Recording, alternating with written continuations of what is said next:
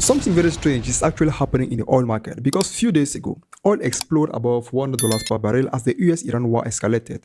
The markets were actually panicking about supply disruption in the Middle East. But suddenly, oil collapsed, dropping back towards the $90 zone after comments suggesting the conflicts might end sooner than expected.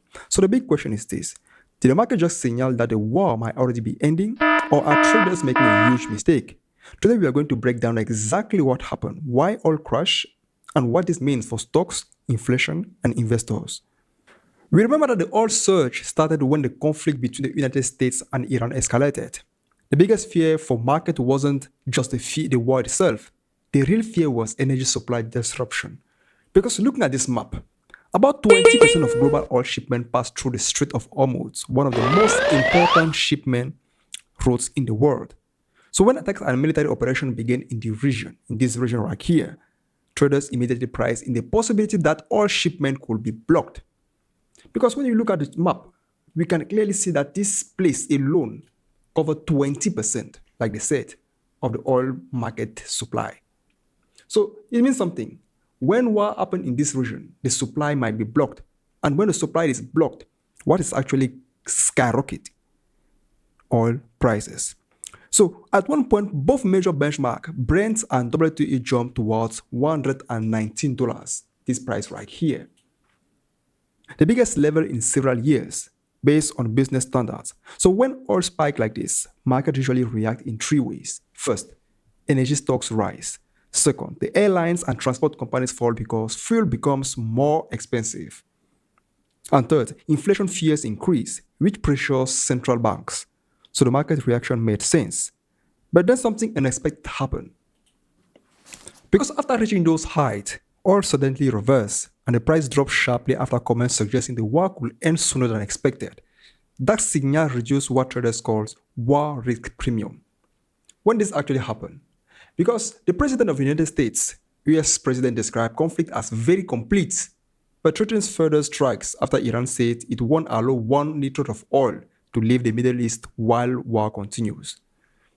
So oil prices have tumbled from 4 years height, capping an extraordinary 20 hours in global markets after Donald Trump suggests the war against Israel and Iran could end very soon, reaching a certain level of $19 per barrel in the hours after the US president described the war. So oil fell more than 6% in one session, one of the most volatile moves since the pandemic era based on the business standards. At the same time, something interesting happened in the stock market.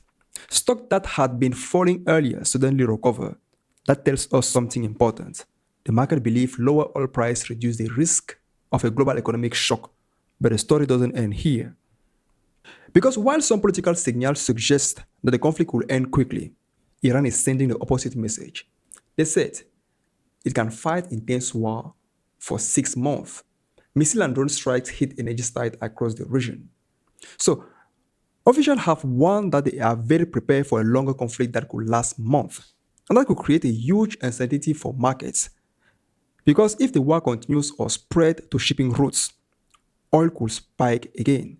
Remember this, the market reacts to expectation, not just reality alone.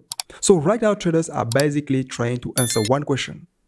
Will this war end quickly or turn into a prolonged regional conflict? And depending on the answer, oil price could move dramatically in either direction. Like I said, there are actually three key scenarios investors are watching right now. The scenario number one is the war de-escalation. Because if diplomacy or military development reduce tension, oil could actually fall back towards the zone of $80, which is actually very good for investors. This zone right here. Because if the price continues to rise, the market is actually affected in all sectors. The price will rise everywhere because we're talking about oil, and oil affect shipment, oil affect airplane, travels, and everything. So the scenario number two, the control conflicts. If war continues but shipping routes stay open, oil may stabilize around this level. I'm talking about $90 to $100. This is actually a key zone right here. Because we've seen this once. I'm talking about that moment where Russia attacked Ukraine. When you look at this, the war actually sustained, even though the war wasn't based about the routes.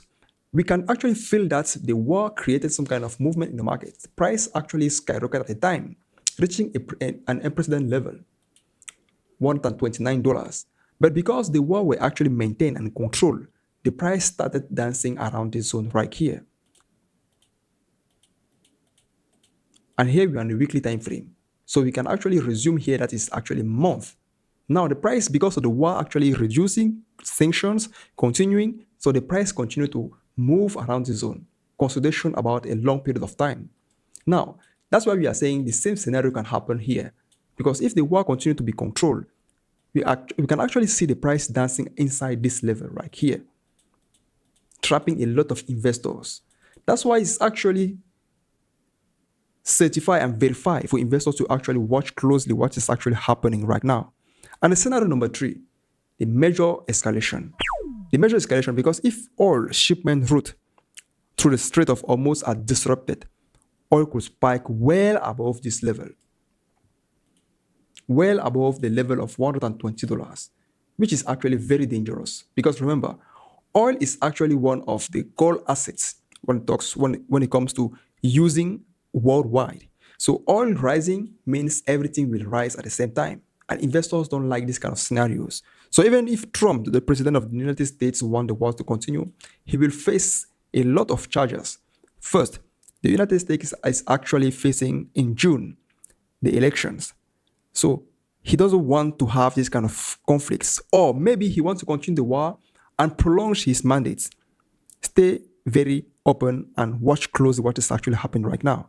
So oil market is essentially a real-time geopolitical indicator.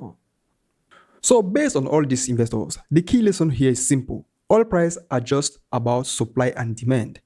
They are also about geopolitics and expectation. So right now, the oil market is sending a signal that traders believe the conflict might not cause a long-term supply crisis right now. But that signal could change very quickly if tension escalates again. So if you want to understand where markets might go next, watch oil price closely. Because oil is often the first market to react to global shocks. If you enjoyed this breakdown, guys, subscribe for more clear macro and market analysis and let me know in a comment. Do you think oil fall back to $80 or are we leading towards the next energy shock? Thank you for watching and have a nice day.